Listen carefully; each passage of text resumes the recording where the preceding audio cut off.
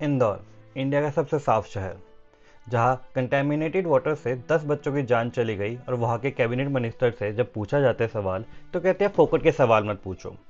उन 10 छोटे बच्चों की जान इन कैबिनेट मिनिस्टर के लिए एक फोकट के सवाल थे। बहुत सारे लोगों को अभी तक जो रिफंड की बात कही गई थी वो भी नहीं मिला कैलाश जी, और पीने के पानी की ठीक से व्यवस्था छोड़ो यार, तुम फोकट प्रश्न मत पूछो नहीं, फोकट नहीं, ये तो मैं तो वहाँ होकर आया हूँ। क्या क्या क्या घंटा हो गया है तुम बात कैलाश ये बात ठीक से कीजिए।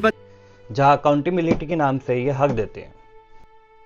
सरकारें चाहती है कि हम लॉजिकली कम और धार्मिक होकर ज़्यादा सोचें, ताकि हो रही नाइंसाफ़ी को भगवान की इच्छा मान लें और गरीबी को किस्मत का दोष।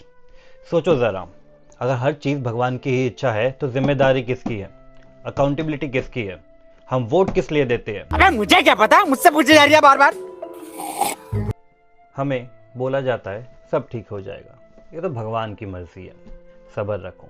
पर सवाल ये है कि देश में नौकरियां कम होती जा रही है, middle class lower middle class बनता जा रहा है, लोअर मिडिल क्लास के पास खाने के पैसे नहीं है।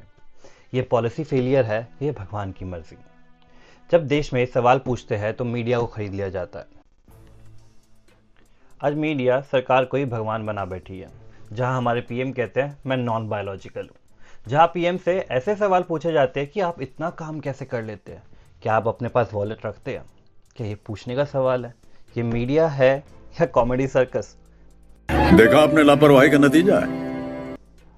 माँ के नाम पे एक पेड़ लगा के पूरा अरावली काटने की कोशिश करते हैं। जब प्रोटेस्ट होते हैं तो पूरा मीडिया खरीद लिया जाता है। मीडिया से बात नहीं बनती तो यूट्यूबर्स को स्क्रिप्ट भेजी जाती है ताकि हमारे प्रोटेस्ट कम हो। प्रोटेस्ट करना हमारा राइट्स है। हमको सिखा रिया है। अच्छा, रिलीजन हमेशा प्राइवेट होना चाहिए और पॉलिसी मेकिंग लॉजिकल, पर भगवान को दोष दिया जाता है यहाँ पे पॉलिसी मेकिंग का। डिफॉरेस्टेशन होती है, बाढ़ आती है और कहते हैं भगवान की मर्जी है। ये भगवान की मर्जी नहीं है, आपके करप्शन का काम है।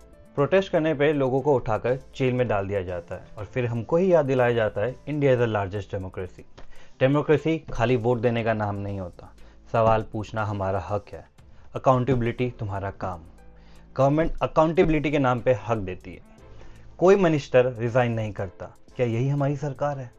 दिल्ली की हवा सांस लेने लायक नहीं बची, बच्चे इनहेलर ले रहे हैं, स्कूल बंद हो रहे हैं और हमारी सीएम रेखा गुप्ता कहती है 21 ऐसा टेम्परेचर है जिसको हम किसी भी मशीन से नाप सकते हैं। और इन जैसे पॉलिटिशियन से हम एजुकेशन की बात कर सकते हैं? हम इनसे एक्सपेक्ट कर सकते हैं कि ये हमारी एजुकेशन सुधारे? और जब पार्लियामेंट में आवाज़ उठाई जाती है एयर पॉल्यूशन के लिए तो हमारी कीर्ति वर्धन सिंह कहती है कोई ऐसा डाटा नहीं है उनके पास जो प्रूव करे एयर पॉल्यूशन हमारी हेल्थ को अफेक्ट करता है। और ये हमारी climate change and environment minister है और हम 4th डेमोक्रेटिक कंट्री है। Is it a joke? चुप हो जा, सातवीं फेल, चुप। मेरे मन में एक सवाल है, जब टेररिस्ट अटैक होते हैं और बेकसूर मारे जाते हैं तो पूरा देश एकजुट हो जाता है, पर जब वही गवर्नमेंट फेलियर की वजह से नादान बच्चे मारे जाते हैं, खराब सड़कों की वजह से रोड एक्सीडेंट होते हैं, एयर पोल्यूशन की वजह से लंग कैंसर होते हैं, तब उसके लिए कौन जिम्मेदार है? क्या गवर्नमेंट जिम्मेदार नहीं है इसके लिए? क्या हमारा हक नहीं बनता हम गवर्नमेंट से सवाल पूछे इस चीज़ों के बारे में? क्या हमारा हक नहीं बनता कि हम प्रोटेस्ट करें? और प्रोटेस्ट करने पे फिर वही हमें जेल में डाल दिया जाता है। मैं खुद एक सनातनी हूँ, मुझे भगवान पे पूरा भरोसा है, पर भगवान पे पूरा भरोसा होने का मतलब ये नहीं है कि मैं सरकार को ही भगवान बना दूँ। मैं एक देशभक्त भी हूँ और देशभक्त होने के नाते मेरा हक है कि जहाँ पे बुराई हो रही है वहाँ पे मैं सवाल उठाऊँ, गवर्नमेंट को क्रिटिसाइज़ करूँ, उनकी पॉलिसीज़ चेंज करने पे उन पर मजबूर करूँ। ये हम सब का काम है।